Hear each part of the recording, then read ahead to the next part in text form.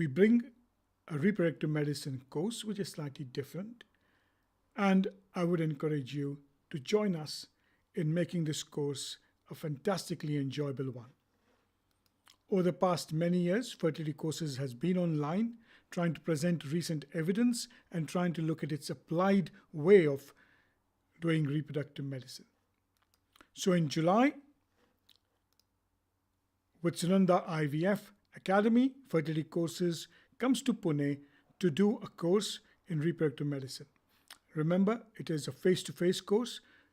In addition, it's available online if you register well in advance. There is an extensively prominent and a well profiled, I would say, faculty. We all know Sachin Kulkarni, who has been a phenomenal teacher in simplifying reproductive medicine and bringing the recent evidence into its Indian and subcontinent perspective. Mohan Kamath has done what very few Indians have done and literally is India's representative in research along with a few people. Now, he brings in a certain amount of scientific and evidence-based background, which will be helpful in trying to look at the nitty-gritty. And Dr. Mohite will talk extensively on male infertility and its treatment. So we are asked often, what is so different in this course? Now, rather than just having didactic lectures, we look at ovulation induction protocols, look at how clomiphene and letrozole can be modified, remembering that sometimes it is very expensive to use gonadotrophins, and trying to see how we can expand on its use and its combine, looking at the physiology and also looking at its medical use over the next 2 days. We'll also be talking about gonadotrophins and how you use them in different protocols depending on what you want to do in ovulation induction along with IUI.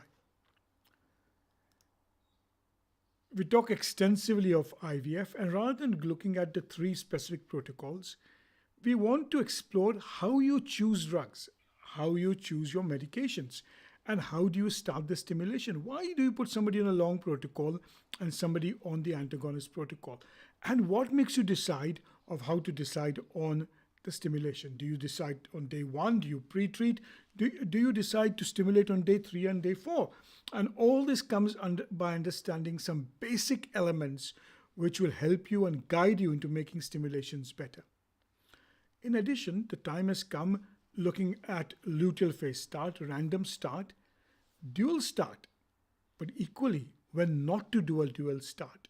And those are the important things we'll explain through our diagrammatic representations and help you to understand which protocol may suit you the best.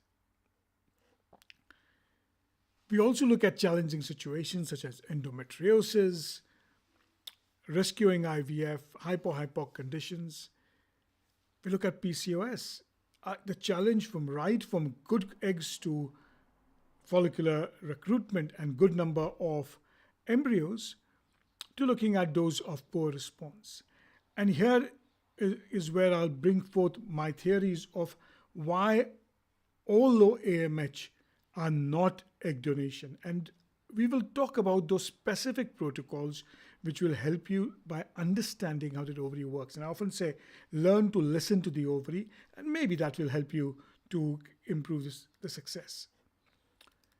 Now, that's not all, and we look at the endometrium, luteal phase, we look at the various factors such as thin endometrium, and what do we do?